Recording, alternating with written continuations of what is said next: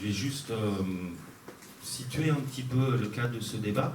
Il s'inscrit en fait dans une série de conférences et de présentations qu'on a l'habitude de faire d'habitude le samedi soir, une fois par mois, après le comité de rédaction de la revue Notre École, qui se réunit ici même et qui est ouvert à tous et à toutes. Donc n'hésitez pas à venir y participer. On invite des auteurs ou des autrices à venir présenter leurs ouvrages, leurs réflexions, leurs textes.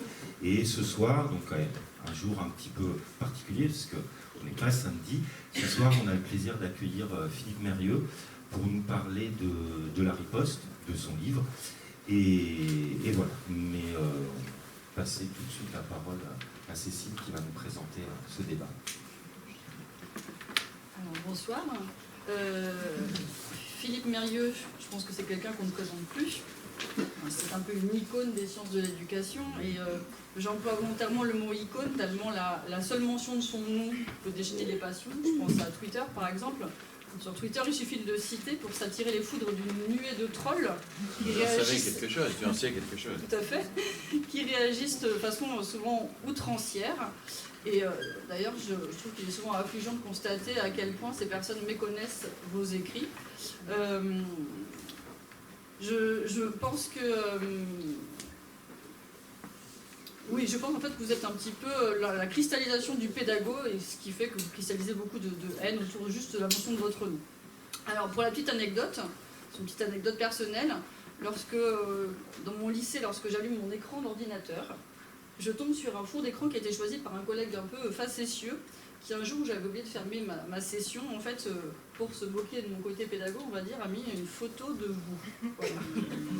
Et voilà, c'est pour dire un petit peu le côté iconique. Et d'ailleurs, il y a beaucoup de collègues qui, en général, reconnaissent la photo et en passant me disent « Mais tiens, il n'a plus sa moustache ».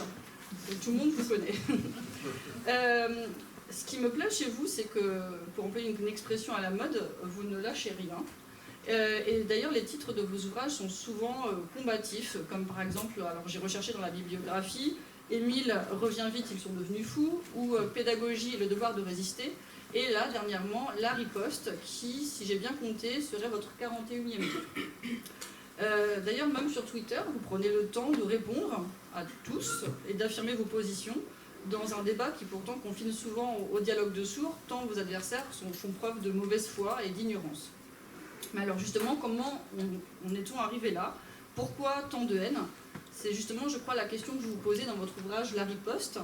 Et vous inscrivez le débat actuel dans une perspective historique, en montrant qu'en réalité, il s'enracine dans des polémiques très anciennes. On peut citer par exemple la guerre scolaire entre l'enseignement mutuel et l'enseignement simultané, dont nous a parlé Vincent Fayet l'autre jour, ou on peut parler aussi des tensions inhérentes au mouvement d'éducation nouvelle dans la première moitié du XXe siècle.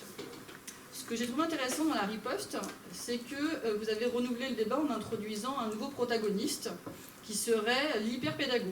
Il n'y aurait donc plus seulement une opposition binaire entre pédago et anti-pédago, mais si j'ose dire, un ménage à trois. Ce qui m'interroge, c'est qu'en discutant avec d'autres, je me suis rendu compte que nous n'avions pas tous la même lecture et que ce terme ne revêtait pas le même sens pour tout le monde. Alors je l'ai trouvé pour ma part extrêmement pertinent et éclairant, et j'espère mieux cerner ce soir la signification que vous lui donnez. Nous avons bien compris que vous insistiez sur le repli sur soi de notre société à travers votre critique, par exemple, de l'instruction en famille, mais la question est, est-ce que vous avez également voulu dénoncer, à travers ce terme, le danger de marchandisation de l'école, par exemple? Ce qui m'interroge également dans le livre, c'est la confusion des genres qui sévit actuellement. On mélange allègrement les neurosciences avec la pédagogie Montessori, les pratiques d'enseignement efficaces basées sur les données probantes, qui, selon certains, auraient prouvé la supériorité de la pédagogie explicite ou de l'instruction directe, et on peut les mélanger avec les techniques de méditation, par exemple. La science semble actuellement faire office d'argument suprême pour rendre illégitime toute contestation, mais cette conception de la science est-elle vraiment progressiste et humaniste? Cette approche scientiste qui se dégage actuellement est-elle davantage anti-pédago ou hyper-pédago? C'est une question que je me suis posée à la lecture du livre, d'autant plus que, comme vous le montrez, les deux approches ne s'opposent pas mais se renforcent mutuellement. Donc, voici donc quelques-unes de mes interrogations à l'ouverture de cette soirée et j'espère que vous allez nous apporter des réponses. Merci. On n'a peut-être pas tellement besoin de micro. Merci à Grégory et merci à Cécile. Merci à vous de venir discuter ce soir et parler école, pédagogie, institutions scolaires, mais aussi plus globalement débat politique, puisque l'école s'inscrit aujourd'hui dans un débat et dans des clivages politiques forts. Moi, j'ai découvert nos collègues, Grégory Chambas en particulier, à travers ses ouvrages, bien sûr, à travers le concept de républicain qu'il a contribué à populariser. J'ai découvert notre école d'abord à travers quelques articles de votre site, ensuite à travers quelques rencontres avec des personnes qui travaillent avec vous. Et je me suis senti à la fois très proche de par toute une série de combats communs, tout en sentant bien que nous avions des trajectoires un peu différentes. Nous ne venions pas nécessairement des mêmes... n'avions pas nécessairement les mêmes itinéraires personnels, intellectuels, historiques, idéologiques, mais que nous nous retrouvions sur des points très fondamentaux, très fondateurs. D'ailleurs, quand j'ai travaillé pour écrire ce petit ouvrage La Riposte, je me suis référé à plusieurs reprises à des études qui avaient été menées par Grégory ou par d'autres personnes qui travaillent avec ce collectif, en particulier autour des rapports Montessori-Freinet, mais aussi autour du libéralisme en éducation, de la montée de l'instruction en famille et des écoles alternatives, etc.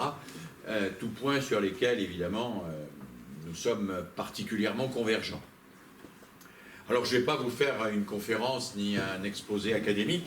Je vais réagir très brièvement à ce que disait Cécile, et puis nous engagerons le débat très largement avec vous.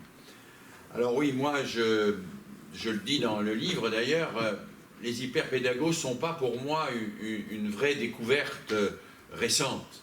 Je les ai découverts très tôt dans mon histoire. Moi, j'ai commencé comme militant, on va dire, de l'éducation nouvelle, dans la mouvance de l'éducation nouvelle. Je ne savais pas trop à l'époque quelle était l'histoire de l'éducation nouvelle. Globalement, j'avais 2-3 idées. L'enfant doit être actif, il faut coopérer plutôt qu'être en compétition. Les profs doivent travailler en équipe. Voilà, le rapport avec la nature est plutôt bon pour le développement de l'enfant. Bon, c'est quelques idées générales et généreuses qui d'ailleurs sont assez largement diffusées et qui étaient au cœur du fameux manifeste de la Ligue internationale de l'éducation nouvelle au congrès de Calais en 1921. Moi, j'ai démarré comme ça, avec de l'enthousiasme. J'ai démarré dans des classes difficiles. J'ai démarré comme prof de philo, mais j'ai fait partie d'un petit mouvement. On était très peu nombreux à l'époque qui refusaient l'inspection. J'ai donc, en tant que maître auxiliaire au lycée Hoche à Versailles, refusé la venue de l'inspectrice dans ma classe. Comme je n'étais que maître auxiliaire, j'ai été immédiatement licencié de l'éducation nationale. J'ai donc cherché des boulots ici, à droite à gauche. J'ai passé un CAP d'instituteur, j'ai enseigné dans l'école primaire, j'ai ensuite enseigné comme professeur de lettres, j'ai baroudé un peu partout dans l'éducation nationale. Et j'ai commencé mon travail universitaire dans les années 1979-1980, donc vous voyez, c'est pas d'hier. Je l'ai commencé sur une anecdote aussi, enfin sur un point tout à fait particulier. J'étais un des animateurs d'un collège expérimental.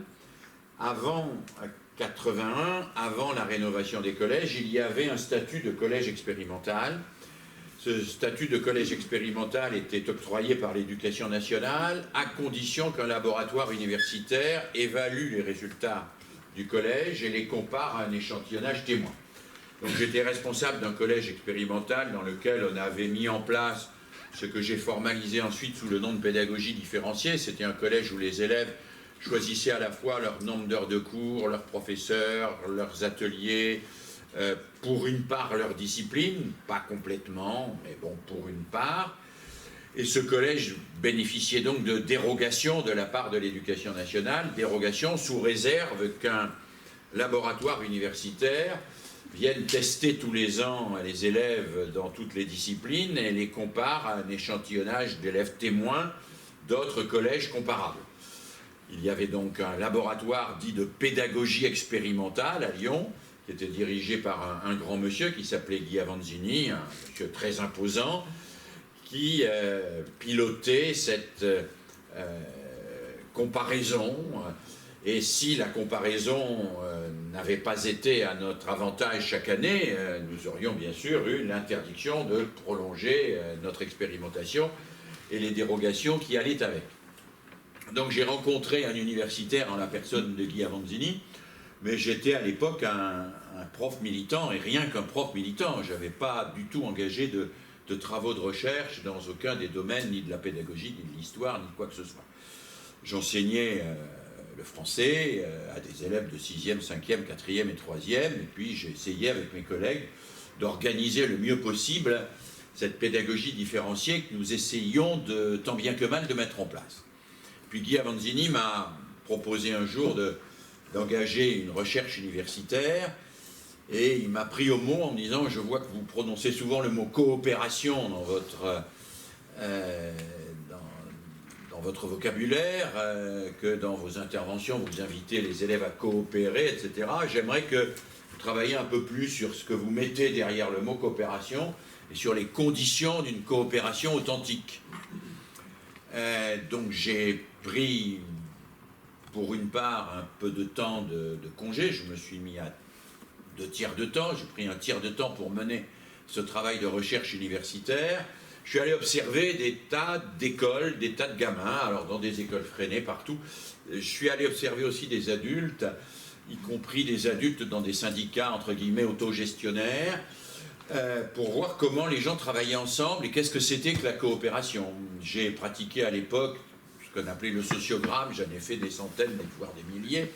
C'est-à-dire je regardais comment les gens discutaient, coopéraient, élaboraient des décisions, construisaient des choses ensemble, etc. Alors je ne vais pas rentrer dans le détail, j'ai soutenu 4 ans après une thèse autour de cette question du travail en groupe et de la coopération entre pairs, P-A-I-R-S, où je montrais que la coopération n'avait absolument rien d'évident, puisque dans beaucoup de groupes que j'avais observés, une espèce de spontanéisme coopératif aboutissait exactement à l'inverse de ce que la coopération se donnait comme projet. C'est-à-dire que là où on prétendait réaliser ou préfigurer une société égalitaire, ce qu'on mettait en place sous le nom de travail de groupe était plutôt un renforcement des inégalités.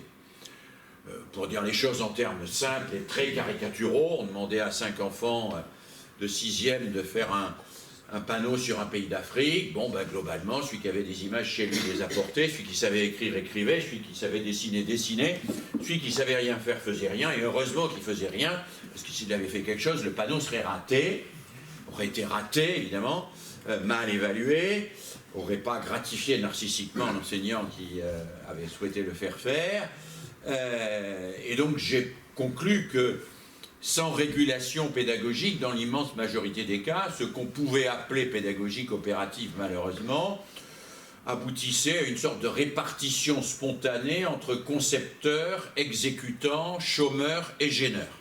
Voilà. J'ai même vérifié ça dans un grand syndicat autogestionnaire qui pratiquait la coopération au quotidien. J'ai vu qu'à peu près chaque fois qu'on mettait 5 à 10 personnes à travailler ensemble, il y avait les concepteurs, les exécutants, les chômeurs et les gêneurs. Les concepteurs conçoivent, les exécutants exécutent. Les chômeurs ne font rien, parce qu'ils faisaient quelque chose. Évidemment, ils ralentiraient le travail des autres, parce qu'ils ne sont pas compétents. Et les gêneurs, on essaye de les refiler au groupe d'à côté.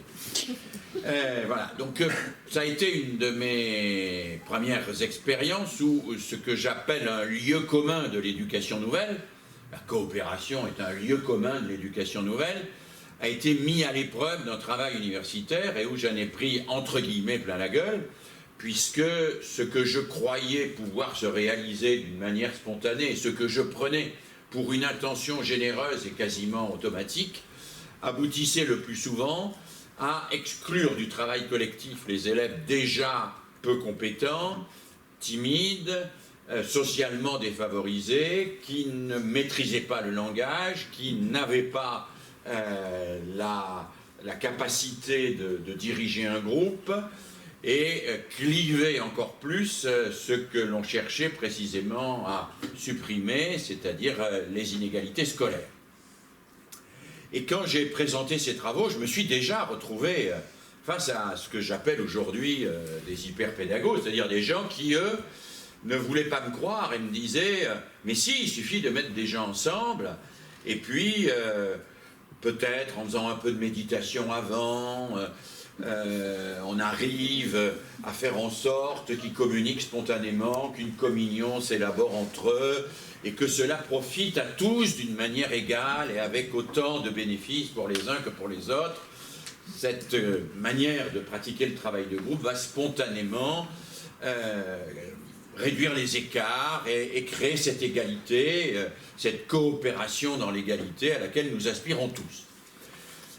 J'avais déjà eu affaire à ce mouvement spontanéiste, alors qu'il se nourrissait de différents courants. On trouvait des gens qui étaient un petit peu dans la mouvance libertaire, qui pensaient ça, on en trouvait d'autres qui étaient plutôt dans la mouvance catho, Carl Rogers, et la dynamique de groupe, Lewin et tout ça. Enfin, on trouvait des gens qui, dans ces différentes dynamiques, avaient une vision de la pédagogie que mes travaux m'avaient montré un peu naïve.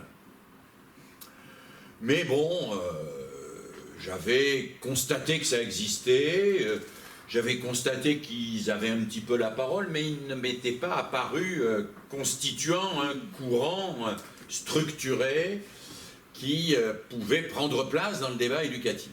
Et puis, depuis 10 ans, 15 ans, j'ai commencé à voir émerger assez fortement un certain nombre de gens qui reprenaient les mots d'ordre de l'éducation nouvelle, mais en les vidant de toute distance critique et en oubliant les débats critiques dont l'éducation nouvelle avait fait l'objet au sein même des congrès qui s'étaient succédés depuis 1921, et qui étaient dans une sorte de naïveté spontanéiste, développant très fortement les métaphores florales et horticoles en éducation, comme l'a montré mon collègue Daniel Hamelin.